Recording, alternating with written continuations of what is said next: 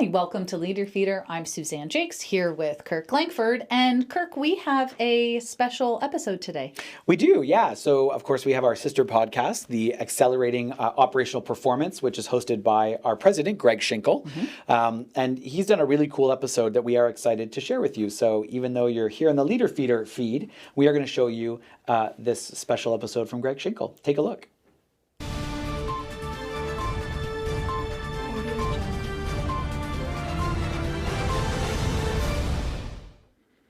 Hi, it's Greg Schinkel, President of Unique Training and Development and Frontline Leadership Systems, and welcome to a special edition of Accelerating Operational Performance. Our objectives are always the same in the podcast. It's just this time, instead of having a guest, I wanted to share something that I think is timely. And so I'm going to be talking with you for a few minutes, but our objectives are always the same, which is to help accelerate some of the projects and initiatives and deal with some of the challenges that you might be facing as a leader in an organization. It'll ultimately help you become more successful and bring greater success to your operation as well. So what makes the special edition different is it's just going to be me chatting with you, and I'm going to be drawing some things on my iPad. Now, this is a challenge if you're listening to our podcast in the audio format. And so I'm going to do my best to describe things as I'm laying them out on the iPad. But the other thing you can do is you can always either check us out on LinkedIn or on our YouTube page at unique.leadership, which is our YouTube page. Lots of great videos there. And that would be especially helpful if you wanted to see some of the visuals that I'm going to be using in the podcast today. Now, today's topic, I think, is super timely. And it is basically dealing with leadership and uncertainty. A lot of times, in fact, our Leader Feeder podcast that Kirk and Suzanne do with you started the year off by talking about the potential for change caused because of President Donald Trump taking office. And now that's come to fruition. Some of those policy decisions are being made, and what it's causing is people to kind of get stuck or paralyzed in some ways instead of moving forward in their operation. It kind of reminds me, we had a dog for a number of years. His name was Dundee, and what I noticed is anytime there was a loud noise, if we were out walking, he'd just kind of get paralyzed and stuck in his tracks, and even his facial expression would just get stuck. And of course, it was because of the uncertainty as to whether there was a danger or not. I see the same thing happening for managers and executives right now, and people are just a little bit uncertain. And so the tendency is to stop, be paralyzed, but really what's called for is effective leadership. And effective leadership doesn't mean that occasionally it's not good to get a little cautious, but you want to be still bold enough to take action on the things that will make your organization better. So I'd like to share with you a visual that I'm working on here. It's basically a standard 2x2 grid, and we're just really looking at the relationship between uncertainty levels and leadership capabilities. So in, quote, normal times, if there is such a thing, where you have a high degree of stability or a low degree of uncertainty, we would say that you can basically, as a leader, you can start to, let's say you have low capabilities of a leader, you can still get by because you get by doing the minimum and by status quo. So almost any leader can be effective in times that are highly predictable, a low degree of uncertainty, a high degree of stability. But where we start to get tested is when the uncertainty level starts to climb. So as uncertainty increases, the amount of stress and pressure put on the leadership increases as well. Now, if the leaders are low in their capabilities, it is essentially very much a danger zone, right? The danger zone is because what we're seeing is that the leaders are incapable really of managing the fluid situation. You'll notice that they tend to get stuck. Instead of taking action or communicating effectively, they kind of shut down and everyone starts to worry. Now, on the other dimension, so that is in the top left corner is this danger zone. The bottom left corner, if you're listening, is really just this bare minimum, do the status quo. And, kind of things are okay when there's a low degree of uncertainty and the leaders aren't necessarily very capable. Now, if we move in the lower part of the graph, to the lower right. So this is where there's a high degree of leadership capability, but still a low amount of uncertainty.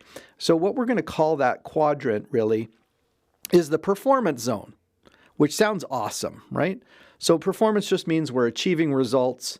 Again, I'll put that in sort of a light green color, the performance zone. We're getting the results, but there's not much uncertainty. So we're really working our playbook, working our system, getting things done as a group. But we're not really, again, because the stability is high and the uncertainty is low, we're really not being stretched or pressured. So now what we're looking at is the top right of this quadrant, which is where, again, uncertainty is high and the level of leadership capability is also high. So the leaders are good at what they do. They're consciously competent about what it takes to be a leader in a difficult situation. And so what we see up there, and what we'll label that top right quadrant, is we'll call it mission critical and essential. So that is, again, you have great leaders, essential. You have great leaders, and they're doing great work. Let me just clean that up for the folks watching the video here. But the question is, there's something even more than that, because in times of low stability or high uncertainty, you can have even effective leaders can still be very cautious, and they're minimizing risk. But remember that there's a difference between real risk and sort of boogie monster risk. The boogeyman is really the thing that we're scared of happening, but if you really were to look at it from a probability standpoint, the absolute worst case is maybe not as likely. Now, if you're in a business there, it's going to be a terrible outcome because of some of the policy decisions or tariffs or disruptions to your supply chain, then you might be saying, Greg, this is not just like a low probability event. This is something that we expect is going to really happen. Then, of course, you're going to deal with it differently. But let's say that mostly we're just dealing with, oh my gosh, bad things could happen, but we're not sure if they're going to happen or when they're going to happen or even how bad they're going to be. Well, there's this little quadrant in the top right. So even within the top right quadrant, there's sort of this area, and what I'm going to call that is domination. And what I mean by dominating is that if you, as a highly effective leader in a time of uncertainty, you can actually turn that to your advantage as a company, as a department, because what you're going to do is you're going to build on the fact that the uncertainty is creating opportunities. So I'll give you an example. If you were looking at a competitive environment, you against competitors, and your competitors are facing the same degree of uncertainty that you are as an organization, they're going to be disrupted like you are, but it also creates an opportunity.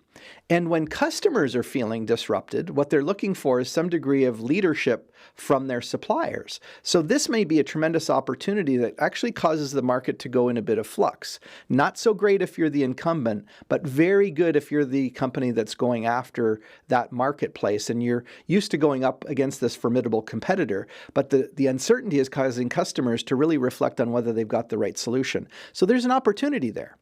In terms of operations, there's also an opportunity, because then what you're dealing with is the fact that the team is sort of a bit unsettled, but they know that they should be doing something to get ready.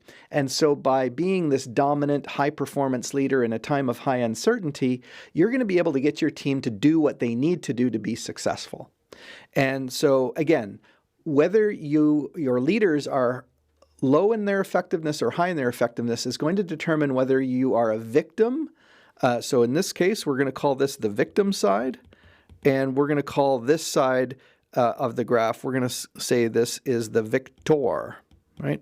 So you're either a victim or you're the victor, and that means you're either going to win or you're going to lose, depending on the quality of your leadership team. Now, if you're in a severe crisis, cash flow's in a crunch, and there's no profit margins left anymore, I don't think you're going to necessarily prioritize leadership training. After all, when business conditions turn a bit soft, the first thing that gets cut, probably next to advertising and promotion, are things like training activities. But I'm thinking that the right kind of training activities, the ones that drive extra value and equip your team to succeed, are exactly the things that you'd want to focus on. In fact, In the training business, we say there's either no money or no time. Now, of the two conditions, usually most companies are susceptible to, if they have the money, they'll spend it on training. And even if there's no time, they'll try to cram it in. But what if current conditions cause you to have a little bit of time on your hands, but maybe you don't feel like you have the richness in your budget? That still might be the absolute best time to move forward with a leadership development activity. But I'm going to share with you some tips that the leadership team can embrace, whether you need us to come in and do a little tune-up for your leadership team, or you just want to refocus yourself as a leader and make sure that you're doing the right thing in a time of uncertainty. So let me show you a couple of recommendations. First, remember that when it comes to stress and anxiety, action alleviates anxiety.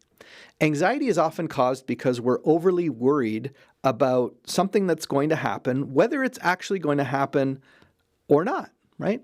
We're just concerned. So because we're concerned, we tend to just be paralyzed, like my dog Dundee when he heard a loud noise. And instead, what we need to do is to do something, right? And again, the typical responses are either going to be fight or flight, right?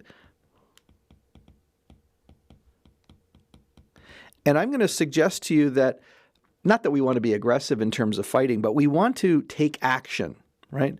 We want to take action to make our situation and circumstances better. The other thing that I want leaders to realize in times of uncertainty is the importance of communication. Now, it's hard because you're not always sure exactly what to communicate. So therefore, because you're not sure how much to communicate, your staff is kind of left in a vacuum. And again, the problem with the vacuum is it gets filled by all sorts of concerns and gossip and things. And again, gossip is part of having a healthy organization, but what you don't want to have is the unofficial channels being more relied upon than official channels. And many times leaders and executives wait until they know exactly what they're going to do before they talk to their team. So behind closed doors, they're having lots of conversations about what they're going to do in the situation, but they're not actually involving people in those conversations or even walking them through some of the scenarios. Two things happen as a result of that. Because I'm closing off people, I can't even tap into some of their ideas for improvement. And I also can't tap into their ideas. Plus, I can't really let them know that actually we're working on several plans that would be effective in case things actually get worse. So communications, the best thing to do is to keep regular communications, keep people updated. Now, there are a few caveats, right? You don't want to really share rumors and, necessarily your opinions about what might happen. You really want to stick to what you know and what you expect to see happening and what you're paying attention to and what you might do at those different circumstances and situations. And the last leadership tip that I have for you is simply to adjust and move forward. I know it seems fairly basic, but in an uncertain situation, we know it's going to be fluid, that there's going to be changes that are happening. And so why not just acknowledge the fact that occasionally your information flow is going to change, what you know to be happening is going to change. And so you're going to need to adjust as a leader and move forward in the organization. And if the change means that you're changing your opinion about something or what you might do from something you previously communicated, then by all means, you're going to want to let your team know about that. So, I didn't want to take up too much of your time in the special edition. I really wanted to talk about the idea that really effective leadership helps any organization through a time of uncertainty. And instead of being a victim of it, you could be a victor, and you could move forward and actually dominate your industry if you were to take bold action as a leadership team. And of course, we're here to help you, whether it's just a short intervention with your leadership team to give them a tune-up, or whether you're looking for something more robust to really capitalize on the current situation and propel your organization into greater success ahead. And of course, all that starts by you and I having a conversation at our website, which is uniquedevelopment.com. So connect with me through one of the social media channels that we're on, especially LinkedIn, or reach out through our website at uniquedevelopment.com. Let's have a conversation and see how we can help your leadership team deal with periods of uncertainty and not be victims, but actually be successful and become victors.